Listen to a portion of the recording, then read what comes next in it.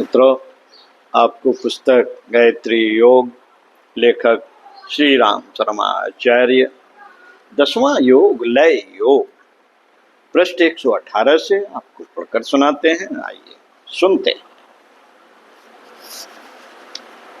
यो वात्मानं तु वै तस्मन् मानवः कुर्ते लयम् भवबन्ध विनिर्मुक्तो लय योगं च आपनुते।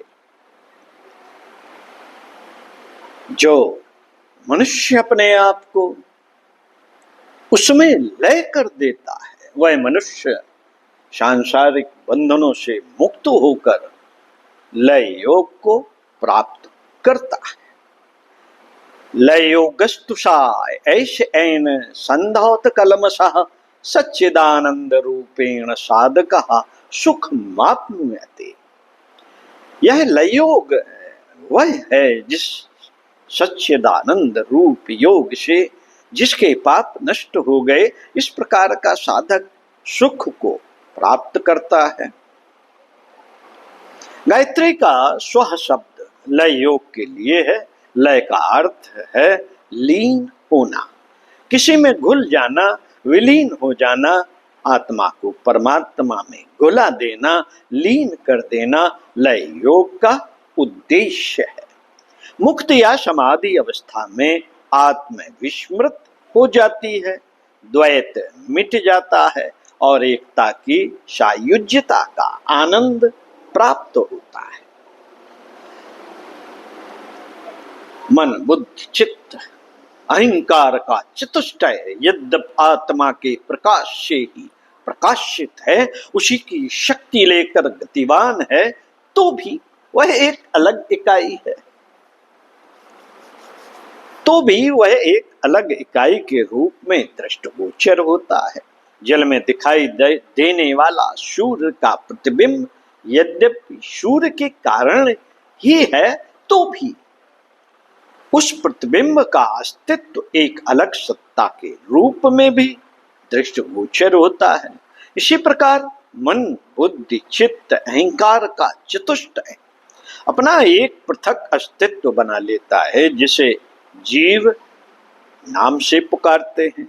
अधिकांश मनुष्य अपने को जीव ही मानते हैं और जीव की जो इच्छा, अभिलाषा तथा रुचि होती है, उन्हें ही अपनी आकांक्षा समझते हैं और उसे पूरा करने में व्यस्त रहते हैं। इस प्रकार एक राज्य के दो राजा बन बैठते हैं। एक राज्य के दो राजा बन बैठते हैं। एक म्यान में दो तलवारें घुस पड़ती हैं।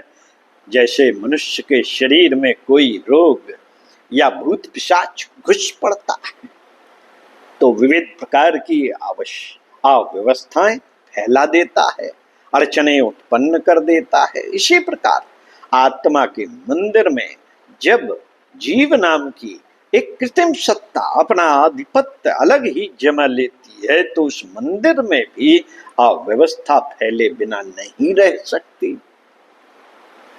आज हम में से अधिकांशों के जीवन इसी प्रकार की अवस्था से परिपूर्ण हो रहे हैं।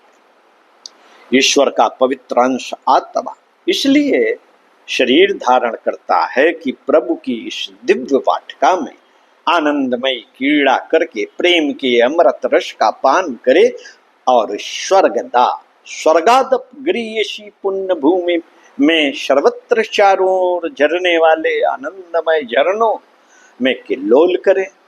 अपनी श्रेष्ठ सत्ता को सूक्ष्म से स्थूल बनाकर उसका चारु चरित्र देख देख कर बिह से अपने लिए तथा औरों के लिए शांति और सुख का संतोषप्रद उल्लास उद्भूत करे। परंतु हम देखते हैं कि अधिकांश मानव प्राणी इस उद्देश्य से बिल्कुल विपरीत दिशा में चल रहे हैं।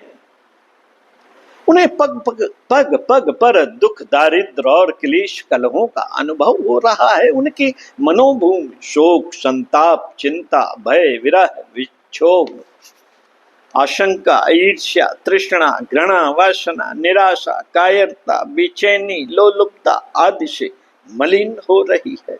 वस्तुओं का संचय, अहंकार का पोषण, इंद्रियों का भोग उन्हें पसंद है। इन तीनों बातों के लिए वे अपनी समस्त शक्तियां निचोड़े दे रहे हैं, तो भी अभीष्ट पूरा नहीं होता, संतोष नहीं मिलता। उल्टे अशांत की ही दिन दिन बढ़ोतरी होती चलती है। यह चीजें जितनी मात्रा में प्राप्त होती हैं, तृष्णा की जलन उससे भी अधिक बढ़ जाती है। पाप करना, पाप का फल दुख पाना, यह चक्र चलता रहता है। दुख से जल्दी छुटकारा पाने के लिए पाप करना और उस पाप के फलस्वरूप अधिक दुख उत्पन्न होना, यह चक्रव्यूह दिन दिन उलझता जाता है। जाल में फंसा पक्षी जितना फड़फड़ाता है, उतना ही वह और भी अधिक फंदों में जकड़ता जाता है। इस उल्टी गति पर विचार करते हुए बड़ी हैरानी होती है कि आत्मा ने शरीर जिस उद्देश्य के लिए धारण किया था, उससे बिल्कुल उल्टे दृश्य क्यों दिखाई पड़ते हैं। इस गुत्थी पर गंभीर विचार करने से यह पता चल जाता है कि मानव जीवन पर आत्मा का आधिपत्य नाम मात्र का रह गया और वास्तविक शासक एक नकली पलीत बन बैठा है। इस पलीत के कुशासन के कारण ही मनुष्य की ऐसी दुर्दशा हो रही है।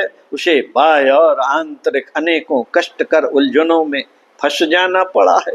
इस उलझन का, इस विपन्न अवस्था का, इस भूल भुलैया का नाम ही माया है। माया में अस्त हो जाने से ही दुखों के जंजाल में गला फंसाना पड़ता है।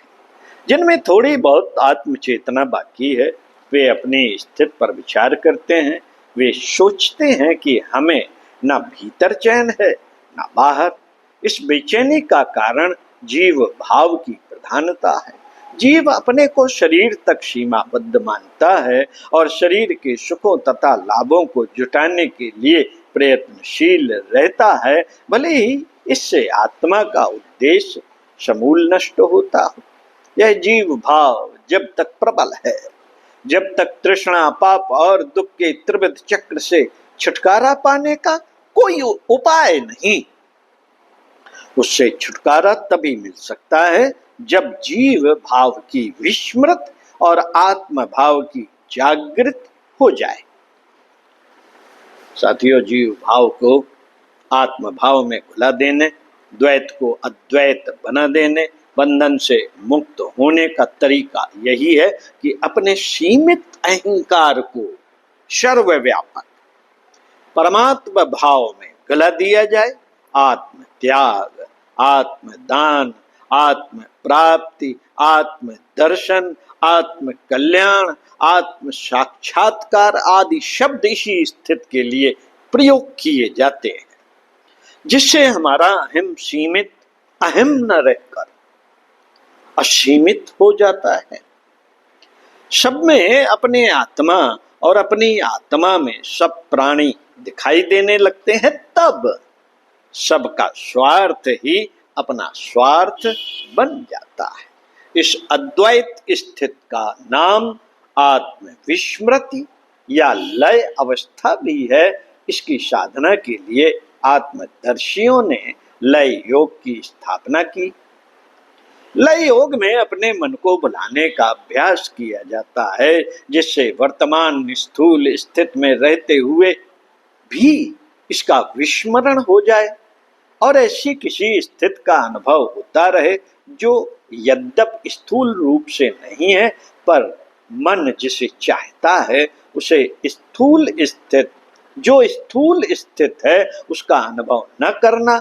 जो बात भले ही प्रत्यक्ष रूप से नहीं है, पर उसे अपनी भावना के बल पर अनुभव करना, यही कार्य प्रणाली लय योग में होती है। इस अभ्यास में प्रवीण हो जाने पर मनुष्य वर्तमान परिस्थिति को सांसारिक दृष्टि से देखना भूल जाता है। फलस्वरूप वे बातें भी उसे दुखदायी प्रतीत नहीं होती, जिनके कारण साधारण लोग बहुत भयभीत और दुखी रहते हैं। लय योग का साधक कष्ट, पीड़ा या विपत्ति में भी आनंद एवं कल्याण का अनुभव करता हुआ संतुष्ट रह सकता है। साथियों, लय योग का प्रारंभ पंच इंद्रियों की, पंच तत्वों की तन्मात्राओं पर काबू करने से होता है। धीरे धीरे यह अभ्यास बढ़कर आत्म विस्मृत की पूर्ण सफलता तक पहुंच जाता है और जीव भाव से छुटकारा पाकर आत्म भाव की दिव्य स्थिति का आनंद लेता है। मित्रों, नीचे 5 अभ्यास लय योग के दिए जाते हैं। इनसे शब्द, रूप, रस, गंध, स्पर्श की तन्मात्राओं पर अधिकार होता है और पंच तत्वों से बने हुए स्थूल तथा सूक्ष्म शरीरों पर आत्मा का नियंत्रण स्थापित हो जाता है। तब अपने आप वह आनंदमयी स्थिति प्राप्त होने लगती है जो आत्म जागृत की दिशा में होनी चाहिए। यह 5 साधनाएं हम अपनी प्रत्यक्ष फलदायिनी साधना पुस्तक में भी दे चुके हैं। शब्द साधना, नाद योग को शब्द साधना कहते हैं। यद्यपि यह आत्म विस्मृत के लय योग के अंतर्गत ही आता है, परंतु वह बड़ा और विस्तृत होने के कारण है, इसलिए उसे स्वतंत्र रूप से नाद योग कहा जाता है। आगे के पृष्ठों में उसकी पृथक विवेचना करेंगे। नंबर 1, पृथक विवेचना करेंगे। रूप साधना में आ जाता है बाह्य त्राटक, आभ्यंतरिक त्राटक, रस साधना, गंध साधना, स्पर्श साधना। तो सुनते रहिए कुछ अच्छा और पढ़ते रहिए कुछ अच्छा। ओम शांति।